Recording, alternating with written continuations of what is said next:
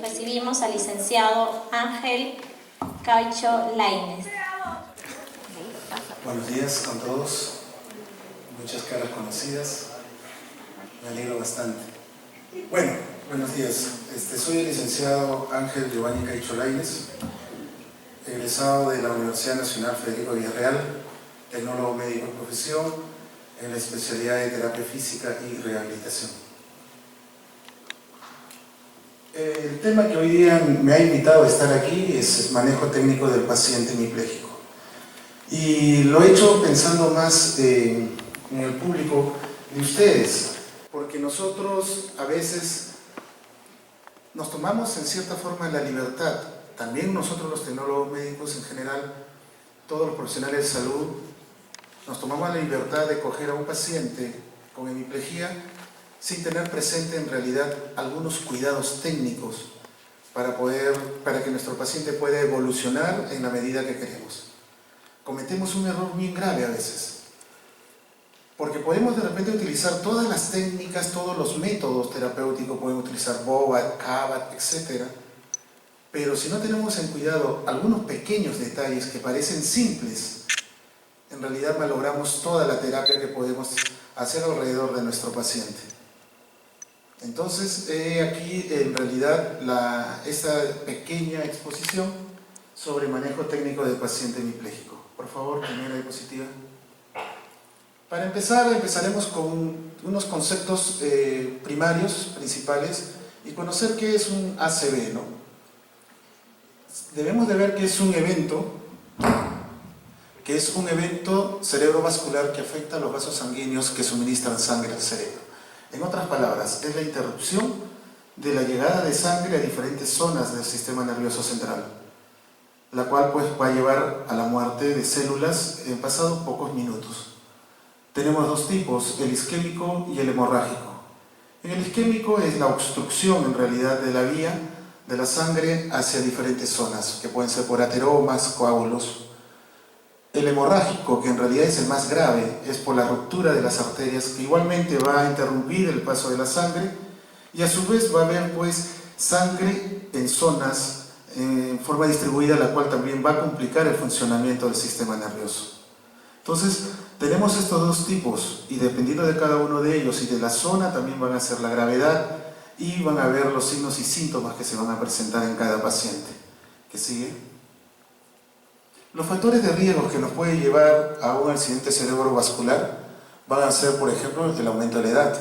Ahí ya con mi colega Sakira ya nos tenemos que poner en cuidado en ese sentido, ¿no? Entonces, tenemos que ya cuidar. El aumento de la edad pues va a estar conllevar a poder tener este tipo de problemas. El segundo, la hipertensión. Creo que eso es conocido por todos. También la elevación del colesterol sanguíneo, para ello una buena dieta, la diabetes mellitus, una alimentación rica en sal y el tabaquismo, ¿no? Son factores también. De repente para muchos de ustedes ahora les va a sonar un poquito nuevo lo siguiente, ¿no? Que los anticonceptivos orales también son de riesgo para un accidente cerebrovascular. Pero no se asusten. ¿Por qué? Porque en realidad, si bien es cierto, es de un riesgo más bajo, no deja de ser un factor. Entonces hay que tener también el cuidado en el uso, especialmente los que sufren, por ejemplo, de hipertensión arterial, ¿no? O tienen algunos factores predeterminantes. Entonces hay que tener mucho cuidado, una buena evaluación en el uso de sus anticonceptivos orales. Luego también los antecedentes familiares, enfermedades cardíacas y los ataques isquémicos transitorios. Un paréntesis, por favor, si puedes retroceder. Un paréntesis nada más sobre los ataques isquémicos transitorios. Por si acaso, esta es la primera etapa en real de un accidente cerebrovascular, ¿no? O también conocido como transisquémico. Porque en realidad el accidente cerebrovascular van a tener 4 etapas principales, ¿no? Que es el ataque isquémico transitorio, que normalmente va a ser las primeras 24 horas, y se supone que el paciente debe recuperarse de ahí. Si esta continúa después de 24 horas, entramos a la etapa flácida, que también se supone que se puede recuperar después de esta etapa. De no ser así, pasaríamos a la etapa espástica, y pues ya más adelante, pues ya con la etapa con los reflejos, ¿no? A ello ya cambia el nombre y ya no se le va a denominar accidente cerebrovascular, sino síndrome cerebrovascular completo, ¿no? Que es mucho más complicado, que es mucho más profundo. ¿A qué sigue? Los síntomas en generales pueden ser muy variados, ¿no? Dependiendo de la localización, de la extensión, ¿no? O como a veces digo, ¿no? Del grado de la lesión. Partiendo desde un simple mareo, una confusión, hasta llegar a la parálisis de uno o más miembros, o un coma profundo, con pérdida de conocimiento y muchas veces con un elevado riesgo de muerte. Continúe. En conclusión, el ictus, o sea, el accidente cerebrovascular, es una enfermedad aguda con un comienzo brusco, pero con consecuencias para toda la vida que producen unos efectos devastadores en la vida del paciente y de su familia. Sí, como a veces hablo mucho a los alumnos, no solamente queda el factor del paciente, sino la familia está muy involucrada en estos procesos crónicos, la cual lleva pues a un deterioro total en la familia, como individuo, en la familia y con la sociedad, ¿no? Continúe. Ahora, la consecuencia más común, la consecuencia física después de un accidente cerebrovascular va a ser la hemiplegia o hemiparesia, que en general se va a definir como una parálisis o una debilidad de los músculos del miembro superior, del miembro inferior, del tronco y en ocasiones de la cara de un lado del cuerpo, ¿no? Continúe. Ahora hablemos de la hemiplegia. Cuando hablamos de la hemiplegia decimos que es un déficit motor de un hemicuerpo, de un lado de nuestro cuerpo. Ahora, provocado por consecuencia de una lesión central. En formas generales, ya hemos hablado nosotros de las 4 etapas, vamos a decir que tiene 2 estadios principales, la etapa flácida y la etapa espástica. La etapa flácida es donde va a existir abolición de los reflejos y va a durar más o menos entre 4 a 5 semanas, ¿no? En cambio, la hemiplegia espástica, donde vamos a ver que aumenta el tono muscular, ¿no? Aparece propiamente dicho la espasticidad y posteriormente aparecen los reflejos. Continúen. Ahora pasemos a ver en general también lo que es la rehabilitación neurológica o también conocido como neurorehabilitación. Debemos de entender primero de que la neurorehabilitación no va a buscar prolongar la vida. El tratamiento no busca prolongar la vida. Lo que busca es tratar de dar una mejor calidad de vida al paciente, que es lo importante en realidad. Porque imagínense cada uno de ustedes con una lesión determinada central, en la cual van a tener algún tipo de desventajas, la vida es bastante dura. Entonces hay que tratar de calmar, de disminuir estas discapacidades para que este paciente se pueda recuperar. Hay que conocer las características de la afección cuando hablamos del paciente hemipléjico. Ojo, las características de la afección. Debemos de entender que no todos los pacientes son iguales, a pesar de que tienen el mismo diagnóstico, a pesar posiblemente que la lesión está localizada casi en el mismo lugar, no van a ser iguales. Por lo tanto, no hay una receta terapéutica alguna deseable para todos los pacientes. Yo me acuerdo mucho que se acercan a veces algunos pacientes y algunos alumnos y me dicen, licenciado, hay un paciente hemipléjico, ¿no? ¿Qué le puedo hacer? Y yo le digo, lo primero que siempre les digo es, ¿ya lo han evaluado? ¿Qué es lo que presenta? ¿Cuáles son los signos y síntomas de tu paciente? Porque a partir de allí recién podemos nosotros darnos la idea de formar un protocolo de tratamiento sobre nuestro paciente. O sea, no hay la receta mágica. No hay una receta mágica que para todos los pacientes debo de utilizar el mismo tipo de tratamiento. Por eso dice, no existen 2 pacientes iguales. La hemiplegia en un paciente es totalmente diferente a la hemiplegia a otro paciente. ¿Que tiene características básicas comunes? Sí. Pero cada ser es individual. Por muchos factores, por muchas características. Lugar de la lesión, amplitud de la lesión, la formación. Por ejemplo, no podemos hacer una comparación de una persona que toca batería, por ejemplo, que tiene una mayor coordinación, por lo tanto hay más sinapsis, con una persona que tiene una vida sedentaria. Entonces, ahí hay también factores intrínsecos y extrínsecos que van a formar parte de la formación del protocolo del paciente. La forma en que responden a los procedimientos terapéuticos también pueden variar, por las explicaciones anteriormente dichas. ¿Qué sigue? Para una rehabilitación con éxito, en el verdadero sentido de la palabra, en el verdadero sentido de la palabra es lo que significa rehabilitación. ¿Qué cosa era rehabilitación? ¿Alguien me puede decir por aquí? Creo que eso lo he enseñado muchas veces. ¿Comprende? ¿Qué comprende? Los medios necesarios para reducir una condición discapacitante con el objeto de llevar al paciente que se adapte con su medio y poderlos reintegrar ¿a dónde? A la sociedad, ¿no? Para que tenga una vida plena e independiente, ¿sí o no? Entonces, para una rehabilitación con éxito en el verdadero sentido de la palabra, los problemas específicos experimentados por el paciente individualmente necesitan analizarse muy cuidadosamente y el tratamiento debería orientarse hacia la resolución de los mismos. O sea, vuelvo a repetir lo de antes, cada paciente es individual, cada paciente es particular. ¿Qué sigue? Objetivo general.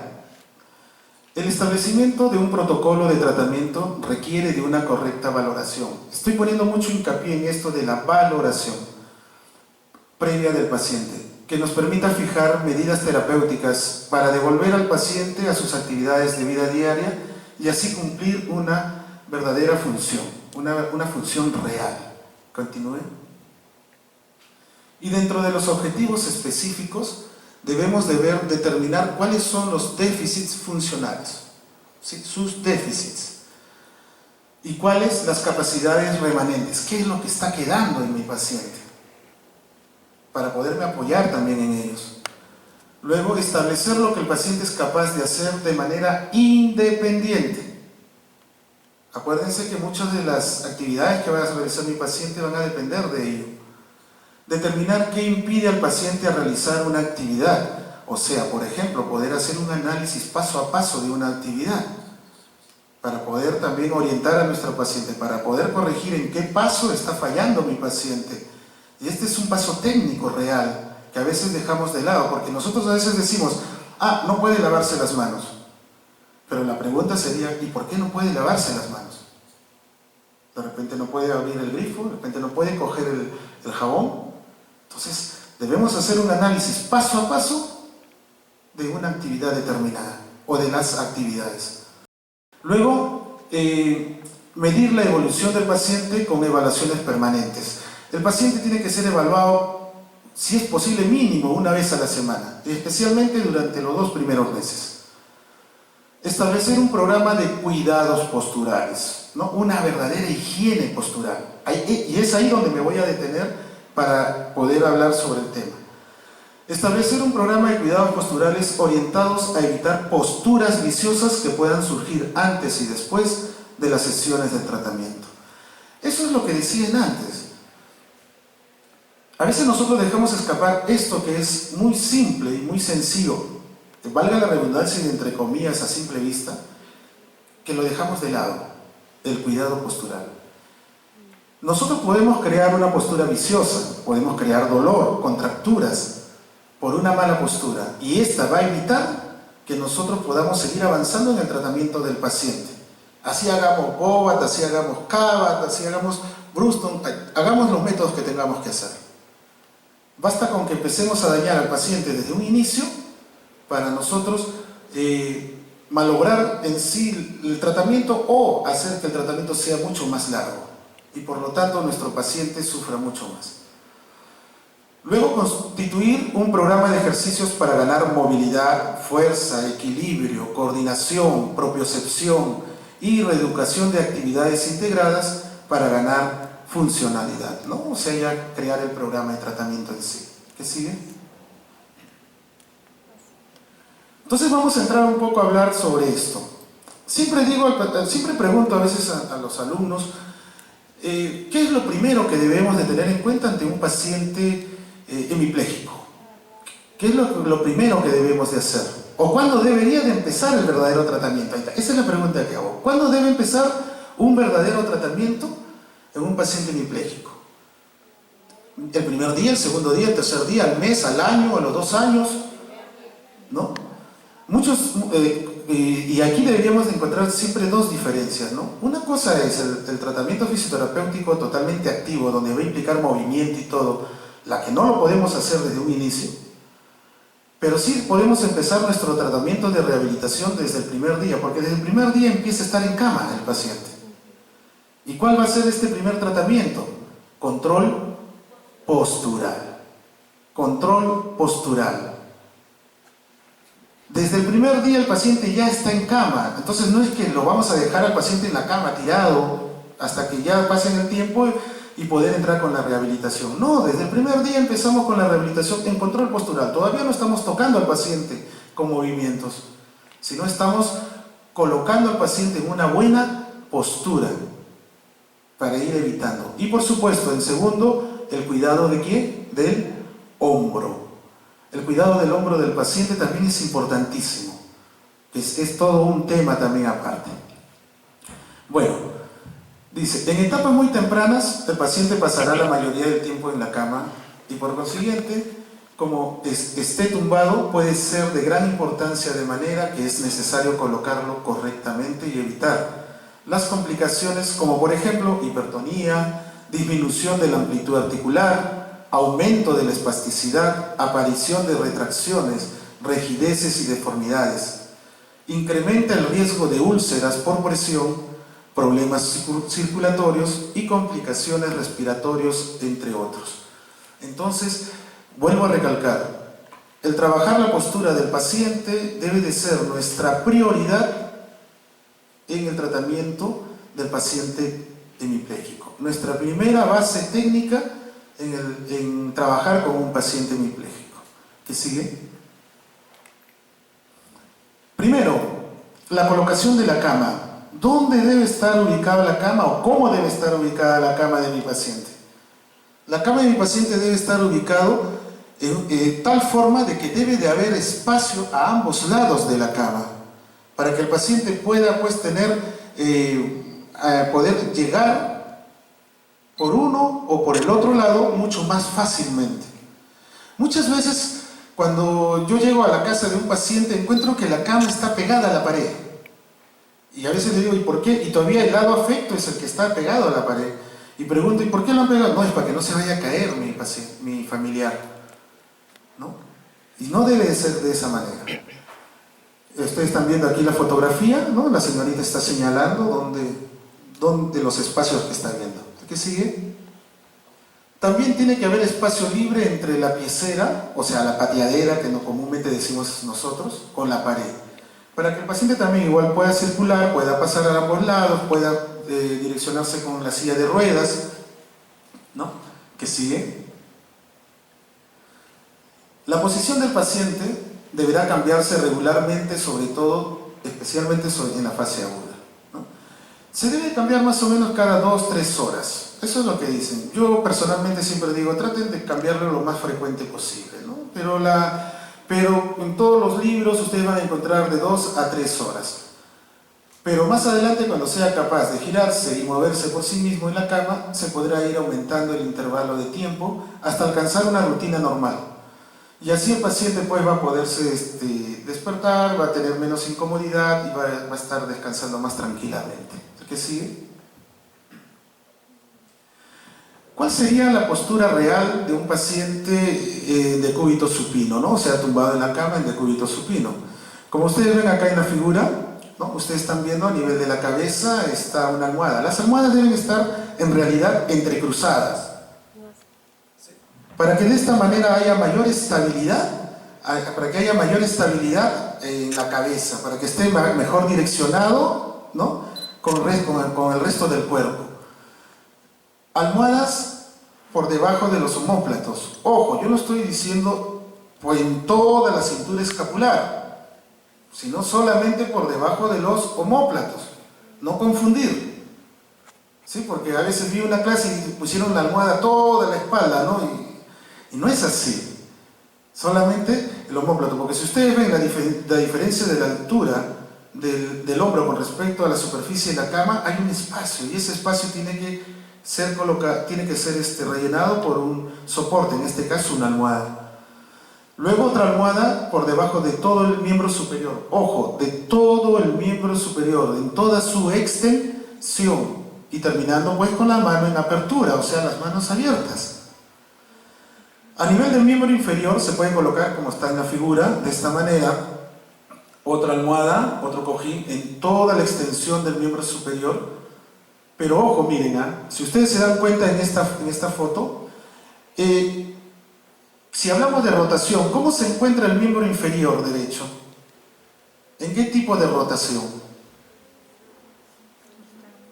Cero les pongo hoy día de nuevo. Se encuentra en rotación externa. Y esa es ya una postura patológica. Nosotros no debemos de poner a nuestro paciente, mejor dicho, el miembro inferior de mi paciente no debe estar en rotación externa. Debe de estar alineado. En segundo lugar, si observamos bien, ¿cómo está el pie? El pie está en flexión plantar ahorita. Otro punto que también es negativo para nuestro paciente. Entonces, acá debemos de corregir más todavía la rotación, mantener el miembro inferior alineado y evitar la flexión plantar. Entonces, de esta manera seguimos cuidando esta postura de nuestro paciente. Hay una variante que podemos hacerlo. La variante es colocar una almohada por debajo de la rodilla, o sea, por la zona del agujero popliteo, por debajo de la rodilla, pero de ambos pies, de ambos miembros inferiores. ¿Sí? Y otra almohadilla en la planta del pie, manteniendo el ángulo de 90 grados, ¿no?, del pie. Entonces, hay variantes también. Entonces, tener en cuenta esta otra postura. Ustedes dirán ahora, profesor, ¿y en el lado sano también se pone almohadilla? Sí, se pone en la almohadilla, también detrás de los omóplatos. El que sigue. Tumbado sobre el lado sano. También, igualmente, ¿no? La cabeza debe descansar, eso sí, por si acaso, ligeramente hacia adelante. Y debe utilizar una almohada lo suficientemente alta para tener alineada la cabeza. O sea, la cabeza no puede estar levantada ni más, ni tampoco estar caída hacia la cama. Debe mantenerse alineado, ¿no? El tronco se debe también encontrar alineado, formando un ángulo recto con la superficie de la cama.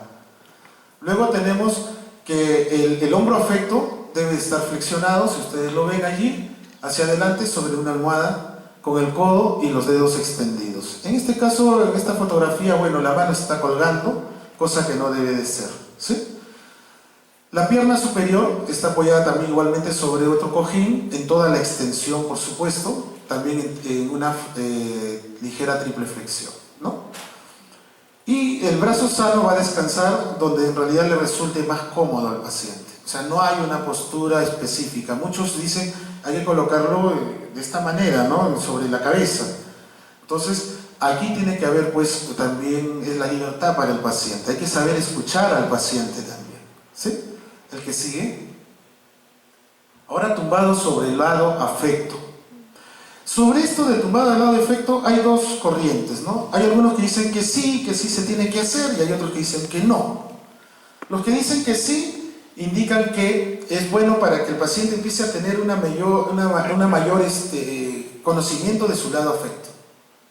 En cambio, los que dicen que no es porque dicen que es mucho más complicado, es más fastidioso para el paciente y podemos crear algún tipo de dolor a nivel de hombro, o a veces ya están con sus dolores a nivel de hombro. Entonces tenemos dos corrientes en el pensamiento de colocar en esta postura al paciente.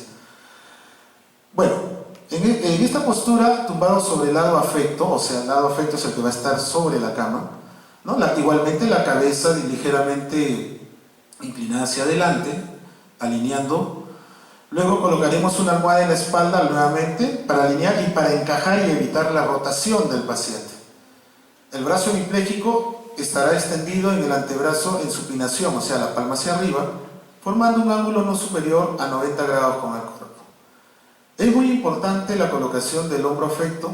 Para posicionarlo correctamente pondremos una mano debajo del hombro y de la escápula y tiraremos de ellos hacia adelante, ¿no? O sea, buscar en realidad que el hombro esté en una postura mucho más adecuada. La pierna inferior está extendida a nivel de la cadera y ligeramente flexionada en la rodilla, ¿no? Por si acaso el lado afecto en la figura son todos los que están sombreados, ¿no? La pierna superior está adelantada sobre una almohada con flexión de cadera y de rodilla. ¿Qué sigue? Cambio postural de decúbito supino a lateral, hacia el lateral no afecto. Primero, pedir que flexione las rodillas y que apoye los pies firmemente a la camilla. Vuelvo a repetir. Pedir que flexione la rodilla y que apoye los pies firmemente a la rodilla, a la camilla. O sea, bueno, después vamos a ver la figura. Primero tratemos de imaginarnos primero, ¿no? El paciente está en decúbito, supino, y vamos a pedir que haga una triple flexión con apoyo total del pie en la cama. Pedir que la mano no afecto sujete la mano parética. O sea, mi mano sana tiene que sujetar la otra mano por delante de nuestro tronco. Que mire hacia el lado a la cual va a girar. La cabeza debe girar hacia el lado donde va a girar. Colocar una mano detrás de su hombro y otra en sus rodillas y por supuesto giramos. ¿Qué sigue? Si puedes dar un clip sobre la fotografía, es un video. A ver, ojalá que funcione. Se demora.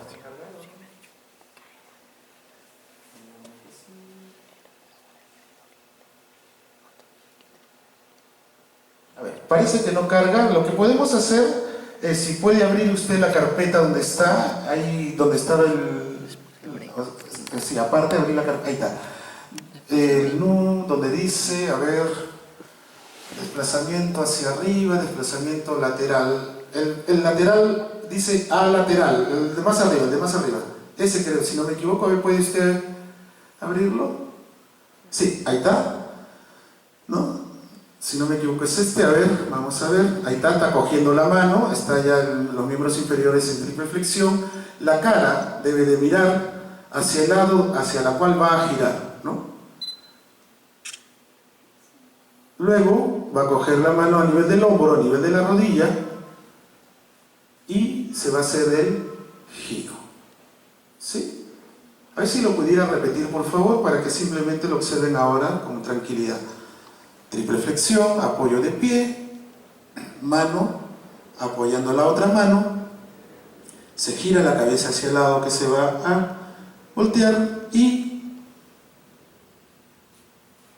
se coge hombro, rodilla,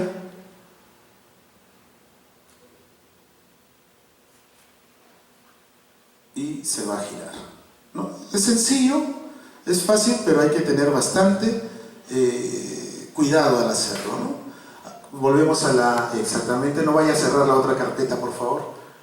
Continuemos, que sigue. Muy bien. Ahora desplazamiento lateral.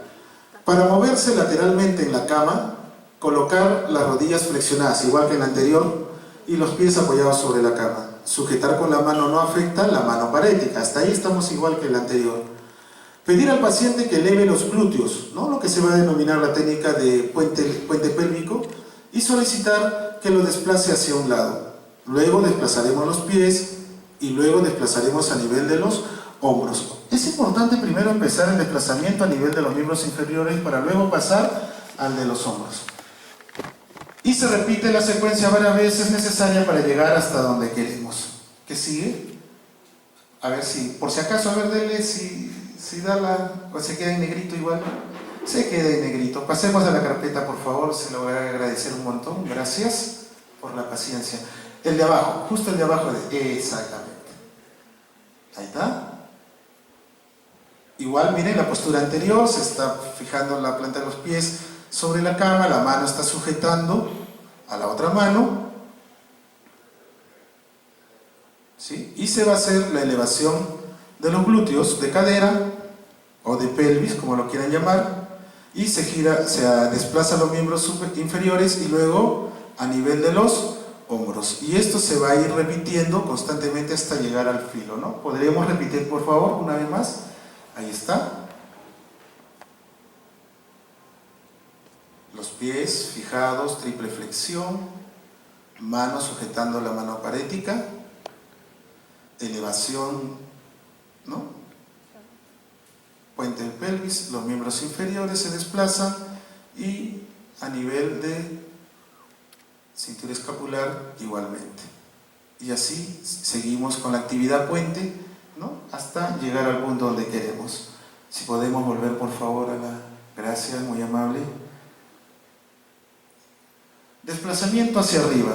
Igual que el anterior.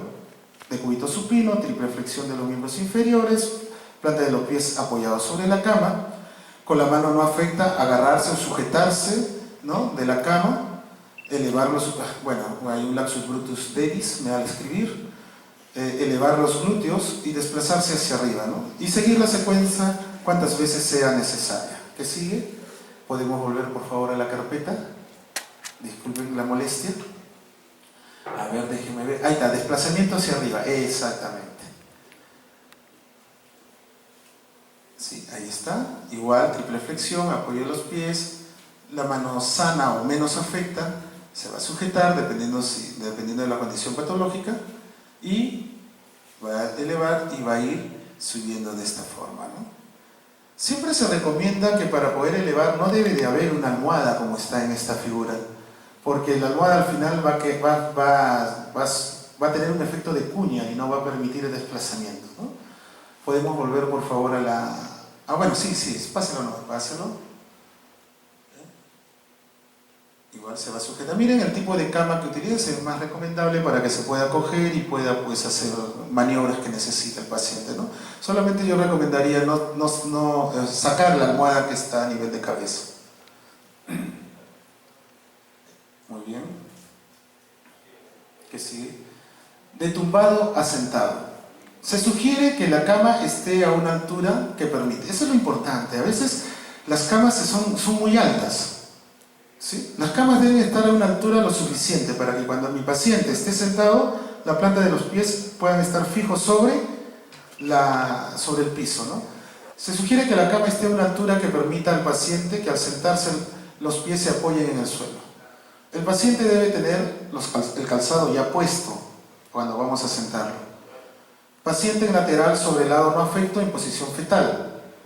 Se explicará al paciente lo que se va a hacer. Se sacará las piernas por fuera de la cama, pedirle al paciente que con su brazo no afecto se apoye impulsándose hacia arriba, mientras lo ayudamos por encima del hombro, bueno, hay otro error, con firmeza sobre la cintura escapular, y asegurarse que tenga los pies bien apoyados sobre el piso, ¿no? Que continúe. Bueno, no se va a ver, así que recomiendo la carpetita. A ver, ¿dónde estamos? Sentado, que está abajo, si no me equivoco, ¿sí? Bien. Ahí está, estamos viendo el nivel de la cama. El paciente ya está en posición fetal con los zapatos puestos, ¿sí? Ahora se le está explicando al paciente qué es lo que va a hacer. Está en posición fetal nuevamente. Ahora se va a jalar los miembros inferiores hacia el borde de la cama.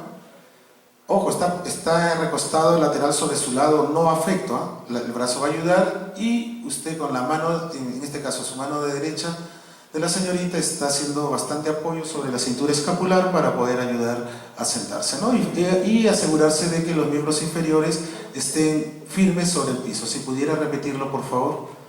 Ahí está, viendo la altura de la cama, zapatos puestos, ¿no? Postura fetal, si se dan cuenta, se le explica al paciente.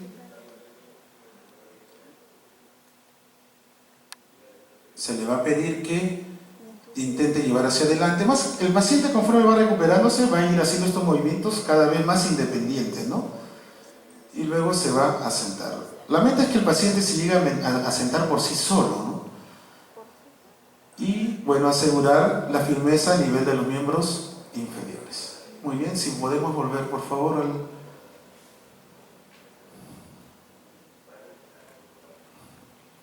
de la cama a la silla de ruedas. Primero hay que preparar el entorno. O sea, no es solamente voy y apego la silla de ruedas a la cama y de ahí lo voy a pasar, porque la cama no debe de estar apoyada totalmente, la silla de ruedas no puede estar apoyada totalmente a la cama.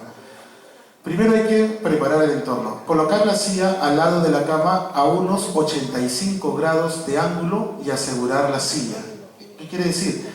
Que la silla de ruedas no está totalmente pegado en forma paralela a la cama, sino que va a estar en un ángulo de 85 grados. Ojo, estoy hablando de ángulo mirando hacia adelante, o sea, mirando hacia la parte donde se va a movilizar el paciente. La transferencia se debe hacer por el lado no afecto, más que todo por la facilidad. El paciente debe estar bien sentado al borde de la cama y con los pies bien apoyados en el piso, con el tronco inclinado ligeramente hacia adelante. El terapeuta se debe de colocar por delante del paciente. El paciente va a colocar su mano, no afecto, en el hombro. Se va a coger del hombro del terapeuta. El terapeuta va a pasar el brazo por debajo de la axila, del lado afecto, y el otro brazo a la cintura del pantalón. Aquí hay una salvedad. En realidad, también tiene que ver mucho la comodidad del terapeuta y también la facilidad y la ayuda que te puede brindar el paciente. Porque no necesariamente el brazo va a agarrar el cinturón del pantalón, sino puede agarrar también la cintura, la espalda más cerca al omóplato o a nivel del hombro, ¿no? O sea, hay una variedad ahí. Paciente inclinarse hacia adelante e impulsarse. El terapeuta jalar hacia adelante, parándolo y girando para sentarlo sobre la silla de ruedas. ¿A qué sigue, por favor? Si podemos volver a la carpeta, porque sé que no va a abrir. Gracias. A ver, déjeme ver. A la silla de ruedas. Sí, ese debe ser. Ahí está. ¿No? Se da por el lado sano. Miren, acá está inclinado. Ahí es donde está formando el grado. Miren. No está pegado. O sea, tiene que asegurar la silla de ruedas. De todas maneras, hay que ver el seguro y todo para que no se vaya a mover. El paciente debe estar bien sentado. Sus pies deben estar totalmente fijados al piso para evitar que resbale, ¿no? Debe estar inclinado el tronco. El terapeuta se pone por delante. El paciente ayuda a encoger, ¿no? Se pasa la mano por debajo de la axila del lado afecto para coger la espalda y se agarra, en este caso, a nivel del cinturón y se va a inclinar hacia adelante con un impulso. Y miren, y aquí el terapeuta no va a hacer fuerza, porque si no terminaría pues con un dolor de cintura que él va a tener que necesitar terapia. Entonces se van a impulsar hacia adelante. Ahí están 1, 2, 3. Se para hacia adelante y inmediatamente lo sienta. El paciente ayuda con su lado no afecto. ¿Sí? Si pudiera repetir, por favor, para que lo vean ahora sí con más tranquilidad. Por el lado sano, la angulación de la silla de ruedas con respecto a la cama. Se aseguran la silla de ruedas. Se ve que el paciente esté sentado al borde de la cama con los pies firmes y fijados al piso. Una ligera inclinación hacia adelante. Terapeuta por delante del paciente. El paciente coge por el hombro al asistente, luego se coloca la mano por debajo de la axila del miembro superior afecto, se coge a nivel de la cintura, se hace una inclinación hacia adelante, ¿sí? Y los dos se van a impulsar.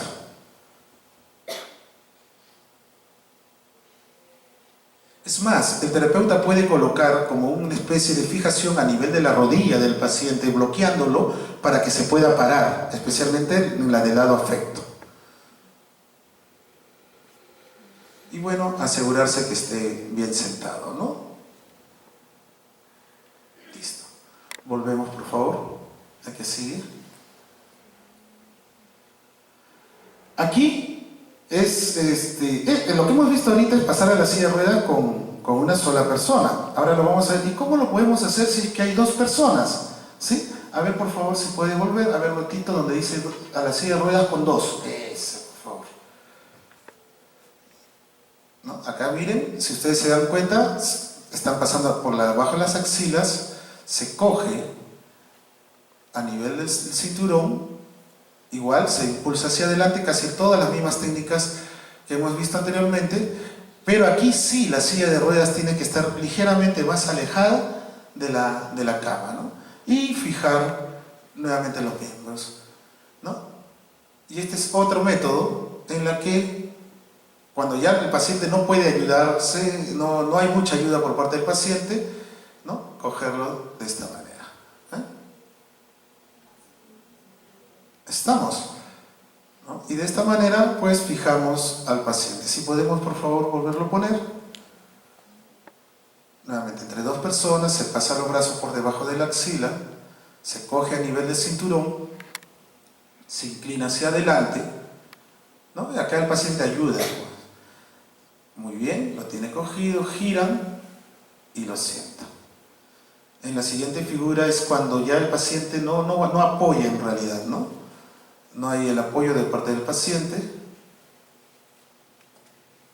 Manos van cruzadas, se coge a nivel de cinturón y se carga al paciente y se sienta. Muy bien. Si volvemos a ver qué sigue. Gracias. Bueno, entonces lo que se ha querido en realidad informarles a ustedes es de que si no hay un buen manejo técnico en la movilización, en la postura del paciente, y no solamente en ello, sino también un manejo técnico ya dentro de los mismos métodos, o sea, también nosotros tenemos los métodos, pero tenemos que saber dónde se fija, en qué eje y en cómo se debe hacer la movilización. Entonces hay puntos que nosotros a veces dejamos escapar y solamente hacemos el movimiento en forma general, dejando de lado el cuidado de las técnicas del manejo del paciente. Colocas así, ¿estamos? Colocas mano acá, mano aquí. ¿Estamos? ¿Qué vas a hacer? Primer paso, apoyo de codo. Segundo paso, en el momento que vas a abrir esta mano, inmediatamente bajas la mano a pesar del apoyo, haces una fijación en la mano. Estás acá, fijas mano y arrastras la mano. Una que arrastraste para acá, pones así, sueltas, agárrate, pues te acomodas mejor ahora y apoyas, bloqueo el codo, que el paciente se va. ¿Sí? Si lo hacemos en un solo tiro,